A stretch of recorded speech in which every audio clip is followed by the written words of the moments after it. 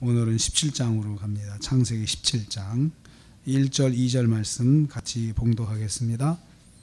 창세기 17장 1절 2절 말씀. 오늘 말씀은 여호와께서 아브라함을 99세에 만나신 것을 내용으로 하고 있습니다. 그래서 1절 말씀에 99세에 이런 말씀이 있습니다. 아브라함의 나이를 밝히시는데요, 이스마엘을 낳았던 나이가 86세입니다.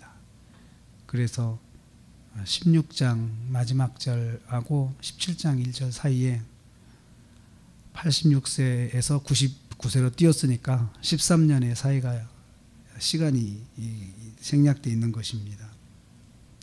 아브라함이 86세에 이스마엘을 얻은 후 13년 만에 만남이죠. 13년 만에. 먼저 보면은 1절 말씀에 여호와께서 먼저 찾아오셨습니다. 여호와께서 아브라함에게 나타나셨다, 이렇게 말씀하고 있습니다. 나타나신 주체가 여호와죠. 여호와께서 나타나지 않으셨으면 아브라함은 만나지 못한 거죠. 하나님께서 나타나시니까 아브라함이 하나님과 만났다는 거죠. 16장 16절과 17장 1절 사이에 여호와 하나님과 아브라함 사이에 만남이 없었다는 것을 알 수 있습니다. 13년의 시간 동안 만남이 없었고 13년 만에 여호와께서 찾아오셔서 아브라함을 만나신 거죠. 그러면 아브라함은 그동안 뭐 했을까요? 13년의 세월 동안 이스마엘 양육하는 재미에 푹 빠져 있었던 거죠. 그래서 하나님을 만나지 않아도 이스마엘 키우는 재미로 전혀 외롭지가 않았을 것입니다. 그리고 그 시간 동안에 하나님을 만날 시간이 어디 있습니까? 노년에 자식을 얻었는데 얼마나 기쁘겠습니까? 그 사이에 그 기간은 저는 그렇게 생각합니다. 아브라함이 이스마엘 양육의 기쁨에 푹 빠져있는 시간, 그리고 이 기쁨은 하나님이 주신 기쁨이 아니고 자기가 만든 기쁨이에요. 하나님의 방법이 아닌 자기 방법으로 얻은 아들이고, 그 아들을 통해서 많은 기쁨을 노년에 얻고 살고 있습니다. 그 기쁨이 하나님과의 만남이 없이도 버틸 수 있는 기쁨이었어요. 그렇지만 그 시간은 하나님의 침묵의 시간이었습니다. 하나님께서 가만히 보신 거죠. 가만히 보시면서 언제까지 저렇게 하나 보자 하고 보셨는데, 진짜 13년 동안 아브라함이 하나님을 찾지 않고 그 기쁨 속에 빠져 있는 것을 하나님께서 보신 것입니다. 그래서 하나님께서 아브라함을 먼저 찾아오십니다. 안 찾아오니까 찾아오시는 거죠. 그래서 1절에 다시 보면 그에게 이르시되, 오셔가지고 나는 전능한 하나님이라. 첫 마디가 나는 전능한 하나님이라, 그렇게 말씀하십니다. 이 말은 내가 전능한데 너는 나를 전능한 하나님으로 알지 않고 자꾸 네 방법과 네 생각으로 나를 제한하는구나. 내가 한 약속을 전능한 하나님이 하신 약속으로 봐야 되는데 자꾸 말씀을 네가 네 생각으로, 너의 환경과 네 처지로 자꾸 제한하고 해석하니까 그것이 섭섭하다, 그런 말씀인 거죠.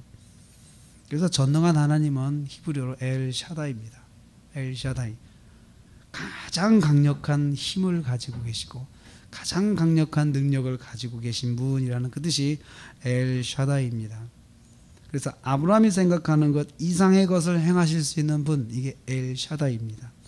아브라함이 자기의 능력으로, 자기의 생각으로 제한하는 그런 하나님이 아니고 그 생각 위에 계신 하나님, 아브라함이 생각하는 그거 이상의 것을 가지고 계신 하나님, 그 하나님을 먼저 선포합니다. 내가 이런 존재다, 그렇게 말씀을 하시는 것입니다.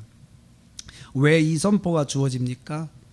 아브라함이 이스마엘을 얻은 것이 하나님의 전능하심에 대한 불신임을 지적하시고 있기 때문에 그렇습니다. 하나님의 전능하심에 의지하지 않고 자기 생각으로 얻은 이 아들에 대한 하나님의 책망입니다. 그래서 13년의 침묵은 단순한 침묵이 아닌 엘샤다이를 믿지 아니한 아브라함에 대한 하나님의 책망의 침묵이었던 것을 알 수가 있습니다. 그래서 이 부분에서 이런 생각을 할 수 있습니다. 침묵은 하나님의 책망의 한 부분에 해당하는 겁니다. 그래서 침묵이 하나님의 책망의 한 부분일 수 있다라는 것도 여기 생각할 수가 있습니다. 세 번째로 보면 여호와께서 아브라함의 행할 방식에 대해서 명령하십니다. 1절 마지막 부분에 너는 내 앞에서 행하여 완전하라. 완전하게 행동하라. 그 말씀입니다. 하나님께서 말씀하신 대로 그대로 순종하라. 이게 완전하게 행하는 거예요. 문자 그대로 행동하는 거지. 그것을 내가 내 환경과 내 처지를 해석해 가지고 그렇게 행동하는 것은 하나님을 제한하는 것이고 완전한 행동이 아니라는 것입니다. 그리고는 다시 약속해 주십니다. 2절입니다. 내가 너를 크게 번성하게 하리라. 이 말씀은 15장에서 하나님께서 아브라함에게 하신 약속을 다시 리마인드 시켜주시는 거예요. 다시 재생시켜 주시는 거예요. 내가 너에게 너 자손을 번성하게 해줄 것이다. 그런데 그때 우리가 그런 말씀 드렸죠. 자식을 하나도 안 주시고 그 말씀 하시니까 답답할 노릇인 거죠. 답답할 노릇인 거예요. 그리고 아브라함의 환경을 생각하면은 이것도 답답한 거죠. 아니 나는 자식을 낳을 수가 없는데 하나님은 자식 하나도 안 주시면서 왜 그렇게 자식 이야기를 많이 하시는지 답답해 죽겠다라고 지금 어떻게 보면 아브라함 입장이 그런 건데 하나님께서 다시 또 아무것도 안 주시고는 저 이스마엘을 통해서 번성하게 해주시겠다 그 말씀도 아니고 내가 너를 번성하게 해주겠다라고 엘샤다이라는 이름 하나를 딱 가지고는 약속을 다시 하십니다. 자손을 통한 번성의 약속. 아브라함은 이 약속의 말씀을 붙잡아야 합니다. 엘샤다이 전능하신 하나님의 약속을 붙잡아야 하는 것입니다. 우리는 하나님을 믿을 때 말씀대로 믿어야 되고 그리고 하나님께서 말씀하신 대로 그대로 행동을 해야 됩니다. 그런데 그것이 정말 우리도 어렵습니다. 우리도 어려워요. 우리는 환경을 통해서 해석을 하거든요. 이래서 이렇게 하라는 건가? 그것은 말씀은 좋은데 실제로 보면은 그것이 불가능하지 않은가? 이렇게 해서 우리가 제안을 하는데 그냥 말씀대로 행하려고 노력을 하는 것이 필요한 거죠. 노력을 하는 것이. 하나님께서 그걸 요구하시는 겁니다. 나를 믿고 엘샤다이 나를 믿고 해라. 하나님께서 자기도 모르는 불순종에 빠진 아브라함을 다시 붙잡아 주십니다. 뭘로 붙잡아 주셨습니까? 약속의 말씀으로 다시 붙잡아 주세요. 호되게 책망하지 않으시고 이해를 하십니다. 그러면서 다시 붙잡아 주십니다. 나는 엘샤다이야. 너는 내가 말한 대로 그대로 행동하려고 노력을 해라. 그렇게 해라. 다시 하나님께서 아브라함을 붙잡아서 딱 말씀 위에 세워놓으십니다. 하나님의 사랑이 그것입니다. 하나님께서 호되게 책망하시고 징계도 하시지만 하나님은 그것은 나중의 방법이에요. 징계와 책망은 최후의 방법이시더라고요. 하나님께서는 항상 다시 말씀으로 붙잡으세요. 우리가 어리기 때문에 우리 연약함을 아시기 때문에 다시 말씀으로 우리를 원래의 자리다 항상 갖다 놓으세요. 그래서 우리가 주일날 말씀드릴 때 보면 우리를 그렇게 말씀하시잖아요. 다시 말씀을 통해서 예배를 통하여서 우리에게 말씀의 자리로 붙잡아 주시잖아요. 이렇게 해야 된다. 느낌과 깨달음을 주시잖아요. 아, 하나님이 또 그걸 원하시는구나. 내가 그렇게 해야겠구나. 이렇게 우리의 마음을 다시 붙잡아 주신 하나님이십니다. 그 하나님이 자비하신 하나님이다. 우리가 그렇게 고백하는 하나님이죠.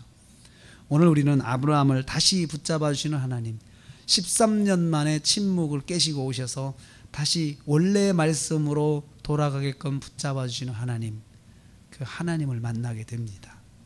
오늘 하루 그 하나님이 저와 여러분과 함께 하십니다. 우리도 말씀으로 다시 붙잡아 주시고 원래 자리에 서게끔, 주님의 약속의 말씀 위에 서게끔 인도하시는 하나님, 그 하나님께서 저와 여러분과 동행하십니다. 그 하나님과 동행하셔서 하나님과의 그 깊은 교제 속에서 말씀대로 순종하고 복을 받으신 저와 여러분 되시기를 주님의 이름으로 축복합니다.